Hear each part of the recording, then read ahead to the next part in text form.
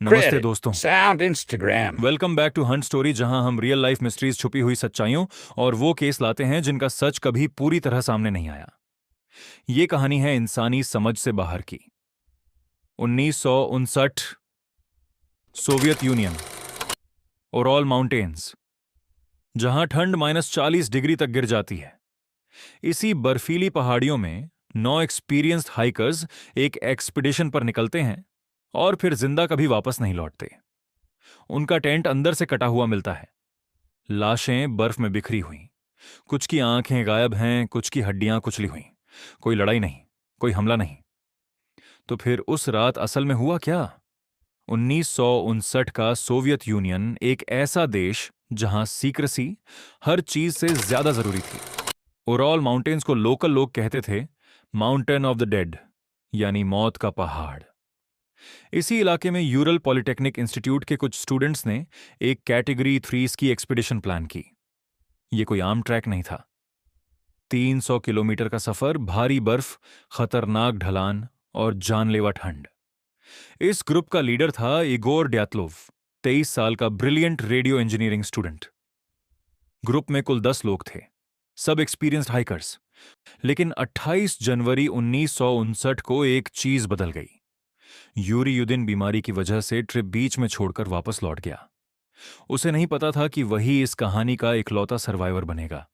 बाकी बचे 9 लोग। मौत की ओर बढ़ता सफर। 23 जनवरी 1959 ग्रुप स्वेर्द्रोवस्क से निकलता है। 25 जनवरी इवडेल पहुंचता है, फिर विजाई, जो आखिरी सिविलाइज्ड सेटलमेंट था।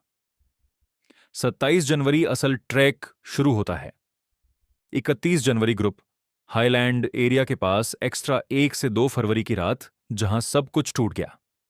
रात के किसी समय कुछ ऐसा हुआ जिसने इन 9 ट्रेंड हाइकर्स को पैनिक में डाल दिया। उन्होंने अपने टेंट को अंदर से काटा, बाहर से नहीं, अंदर से। और फिर वो लोग बिना जूतों, बिना जैकेट, अधूरे कपड़ों में बर्फ में निकल पड़े। -40 डिग्री की ठंड में। बर्फ में सिर्फ उनके पैरों के निशान थे, कोई और फुटप्रिंट्स नहीं, कोई स्ट्रगल नहीं। 26 फरवरी 1959 सर्च टीम्स को पहली लाशें मिलती हैं। 2 बॉडीज एक पाइन ट्री के नीचे, यूरी डोरोशेंको और जॉर्जी क्रिवोनिशेंको। दोनों अंडरवियर में थे, हाथ जले हुए थे जैसे आग जलाने की कोशिश की हो। पेड़ की डालियां 5 मीटर ऊपर तक टूटी हुई थीं। मौत का कारण हाइपोथर्मिया। पेड़ और टेंट के बीच 3 और बॉडीज मिली, इगोर ड्यातलोव, जिनाइदा कोलमोगोरोवा और रुस्तेम स्लोबोडिन। तीनों टेंट की तरफ लौटते हुए मिले। रुस्तेम के सिर में एक क्रैक था, लेकिन जानलेवा नहीं, फिर भी वो मर चुका था। मई 1959 जब कहानी और डरावनी हो गई। बर्फ पिघलने के बाद 4 मई को 4 और बॉडीज मिली, एक गहरी रवेन में। और यहीं केस पूरी तरह बदल गया। ल्यूडमिला दुबिनिना, उसकी छाती की हड्डियां अंदर से कुचली हुई थीं। उसकी जीभ और आंखें गायब थीं। सेम्योन झोलोतार्योव, उसकी पसलियां टूटी हुई थीं, आंखें नहीं थीं। निकोलाई थिबो, उसकी खोपड़ी बुरी तरह फ्रैक्चर्ड थी। अलेक्जेंडर कोलेवातोव, उसका चेहरा सिवियरली डैमेज्ड था, कोई एक्सटर्नल वूंड नहीं।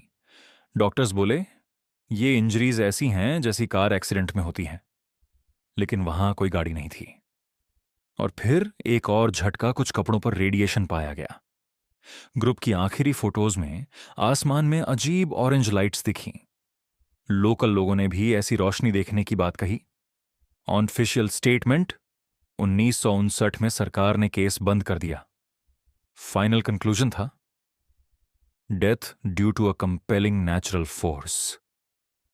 मतलब कुछ ऐसा जो इंसान के कंट्रोल में नहीं। कोई आरोपी नहीं, कोई केस नहीं, फाइल्स सीक्रेट आर्काइव में डाल दी गईं। थ्योरी सच क्या हो सकता है? एवलांच। मॉडर्न स्टडीज कहती हैं ये एक स्लैब एवलांच हो सकता है जिसने टेंट को दबाया और पैनिक फैला दिया। मिलिट्री टेस्टिंग, रेडिएशन और ऑरेंज लाइट्स किसी सीक्रेट टेस्ट की तरफ इशारा करती हैं। इंफ्रासाउंड, हवा से पैदा हुई लो फ्रीक्वेंसी वेव जो इंसान को पैनिक में डाल देती है। यूएफओ, बॉल लाइटिंग, या कुछ ऐसा जो आज भी हम नहीं समझते। कंक्लूजन सवाल जो आज भी जिंदा हैं दोस्तों। डैटलो पास इंसिडेंट सिर्फ एक हादसा नहीं है, ये याद दिलाता है कि नेचर के सामने इंसान कितना छोटा है। शायद हम कभी नहीं जान पाएंगे कि उस रात असल में क्या हुआ, लेकिन एक बात तय है, 9 एक्सपीरियंस्ड हाइकर्स कुछ ऐसा देखकर भागे जो उनके लिए टेंट में रहने से कहीं ज्यादा डरावना था। आप क्या सोचते हैं? क्या यह सिर्फ नेचर था या कोई बड़ा कवर अप? कमेंट्स में अपनी थ्योरी जरूर बताइए। अगर वीडियो पसंद आया हो तो लाइक करें, शेयर करें और रॉन्ग्ड को सब्सक्राइब करें। मैं मिलूंगा नेक्स्ट वीडियो में एक और शॉकिंग केस के साथ।